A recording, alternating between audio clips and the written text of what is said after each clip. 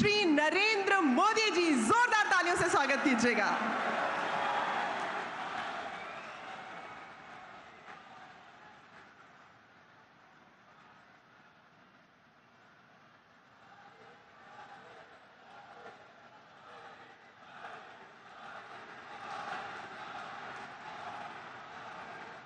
भारत माता की,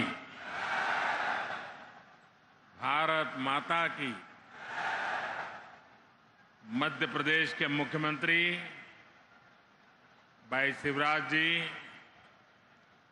केंद्रीय मंत्रिमंडल के मेरे साथी हरदीप सिंह पुरी,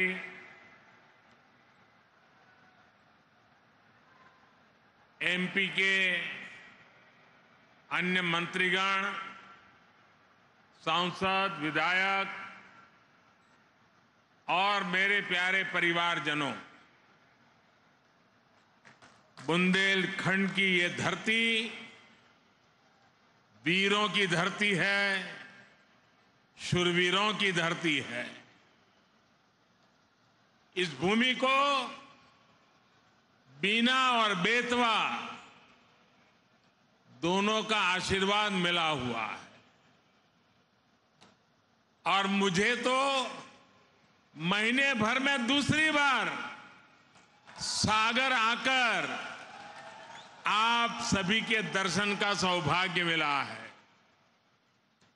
और मैं शिवराज जी की सरकार का भी अभिनंदन और धन्यवाद करता हूं कि आज मुझे आप सबके बीच जाकर के आप सबके दर्शन करने का अवसर भी दिया। पिछली बार मैं संत रविदास जी की उस भव्य स्मारक के भूमि पूजन के अवसर पर आपके बीच आया था। आज मुझे मध्य प्रदेश के विकास, उस विकास को नई गति देने वाली अनेक परियोजनाओं का भूमि पूजन करने का अवसर मिला है। ये परियोजनाएं इस क्षेत्र के औद्योगिक विकास को नई ऊर्जा देगी।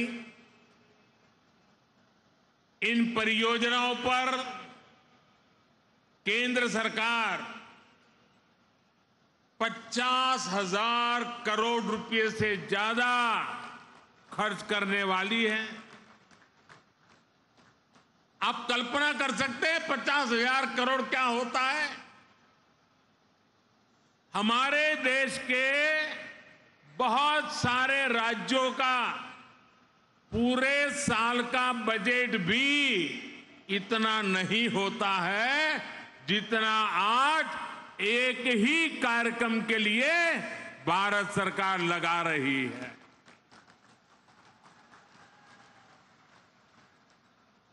ये दिखाता है कि मध्य प्रदेश के लिए हमारे संकल्प कितने बड़े हैं।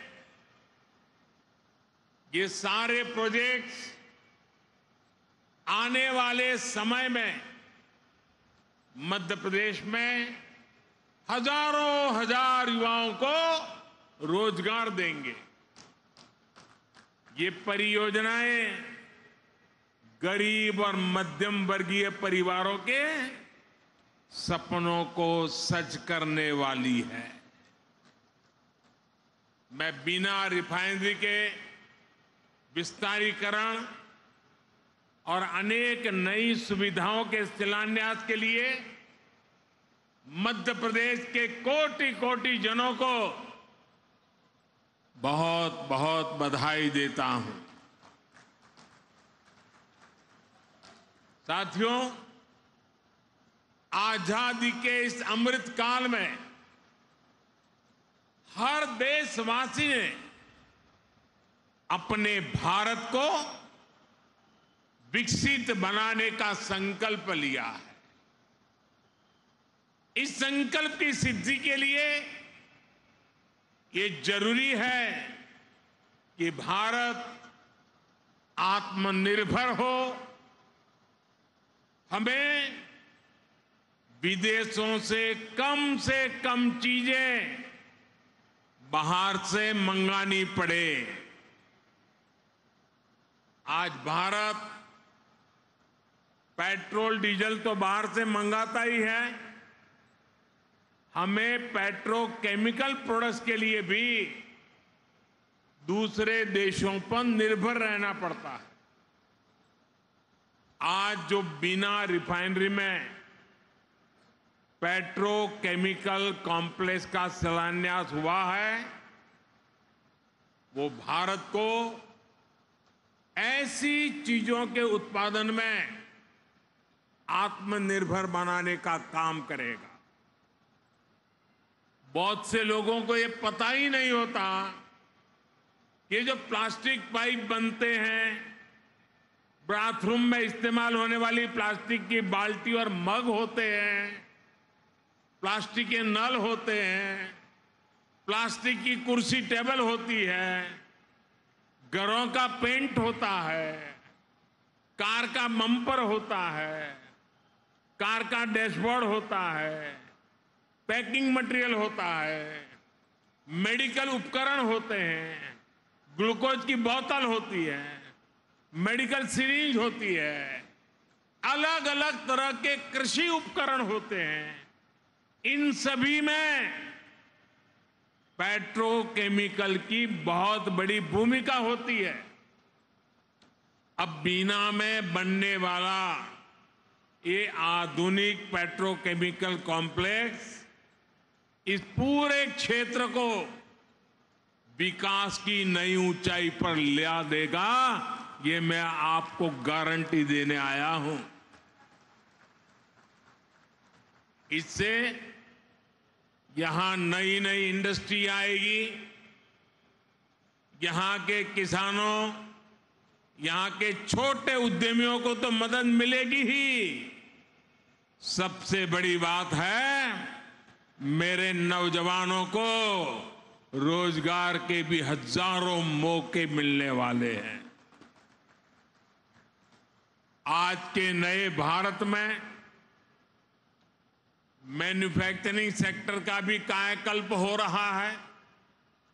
जैसे जैसे देश की जरूरतें बढ़ रही हैं, देश की जरूरतें बदल रही है, मैन्युफैक्चरिंग सेक्टर को भी आधुनिक बनाना उतना ही जरूरी है। इसी सोच के साथ आज यहां इस कार्यक्रम में एमपी के 10 नए इंडस्ट्रियल प्रोजेक्ट पर भी काम शुरू किया गया है। नर्मदापुरम में रिन्यूएबल एनर्जी से जुड़ी मैन्युफैक्चरिंग जोन हो, इंदौर में 2 नए आईटी पार्क्स हो, रतलाम में मेगा इंडस्ट्रियल पार्क हो, ये सभी मध्य प्रदेश की औद्योगिक ताकत को और ज्यादा बढ़ाएंगे। और जब मध्य प्रदेश की औद्योगिक ताकत बढ़ेगी तो इसका लाभ सबको होने वाला है।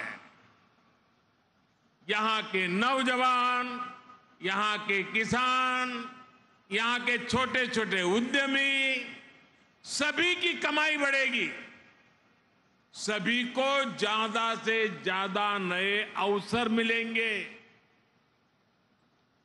मेरे परिवारजनों, किसी भी देश या फिर किसी भी राज्य के विकास के लिए जरूरी है कि पूरी पारदर्शिता से शासन चले, भ्रष्टाचार पर लगाम कसी रहे।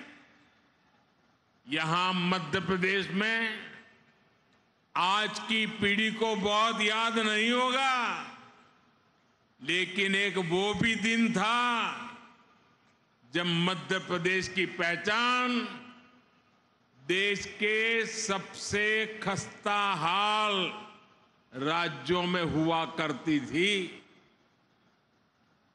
आजादी के बाद जिन्होंने लंबे समय तक एमपी में राज किया, उन्होंने भ्रष्टाचार और अपराध के सिवाय एमपी को कुछ भी नहीं दिया दोस्तों, कुछ भी नहीं दिया। वो जमाना था एमपी में अपराधियों का ही बोलबाला था। कानून व्यवस्था पर लोगों को भरोसा ही नहीं था। ऐसी स्थिति में आखिर मध्य प्रदेश में उद्योग कैसे लगते? कोई व्यापारी यहां आने की हिम्मत कैसे करता? आपने जब हम लोगों को सेवा का मौका दिया, हमारे साथियों को सेवा का मौका दिया, तो हमने पूरी ईमानदारी से मध्य प्रदेश का भाग्य बदलने का भरसक प्रयास किया है।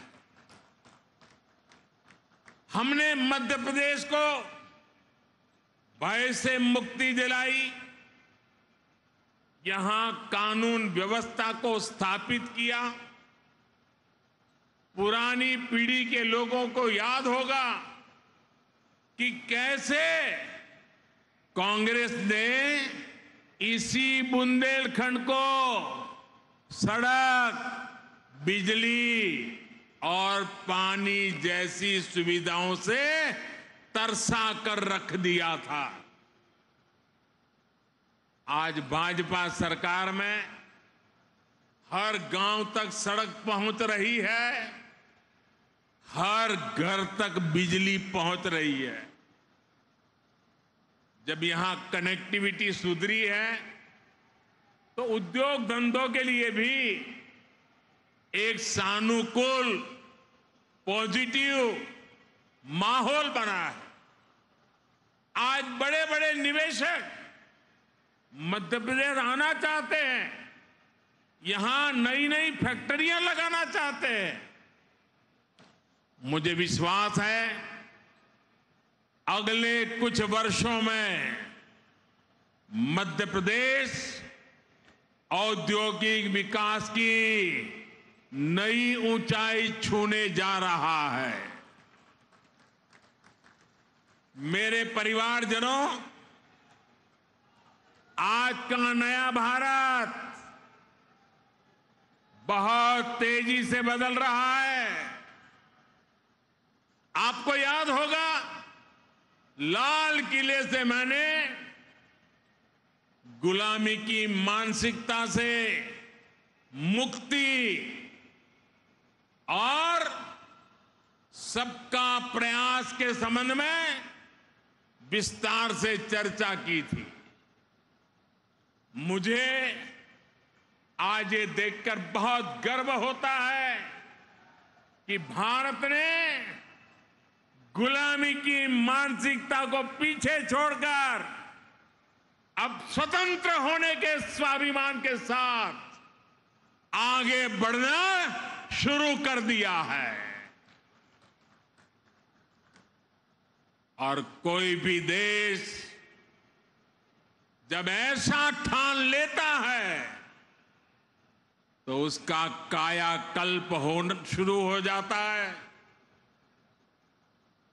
अभी अभी आपने इसकी एक तस्वीर G20 समिट के दौरान भी देखी है।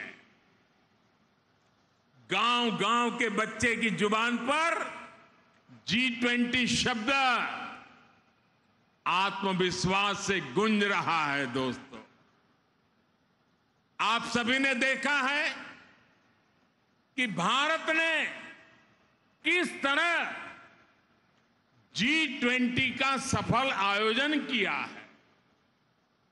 आप मुझे बताइए मेरे दोस्तों, बताएंगे ना? मुझे जवाब देंगे? हाथ ऊपर करके जवाब देंगे? वो पीछे वाले भी जवाब देंगे? सबके सब बोलेंगे? आप मुझे बताइए, G20 की सफलता से आपको गर्व हुआ या नहीं? आपको गर्व हुआ या नहीं? देश को गर्व हुआ कि नहीं हुआ? आपका माथा ऊंचा हुआ कि नहीं है? आपका सीना चौड़ा हुआ कि नहीं हुआ? मेरे प्यारे परिवारजनों, जो आपकी भावना है वो आज पूरे देश की भावना है। ये जो सफल G20 हुआ है, इतनी बड़ी सफलता मिली है, इसका श्रेय किसको जाता है? इसका श्रेय किसको जाता है? इसका श्रेय किसको जाता है? ये किसने कर दिखाया? ये किसने कर दिखाया?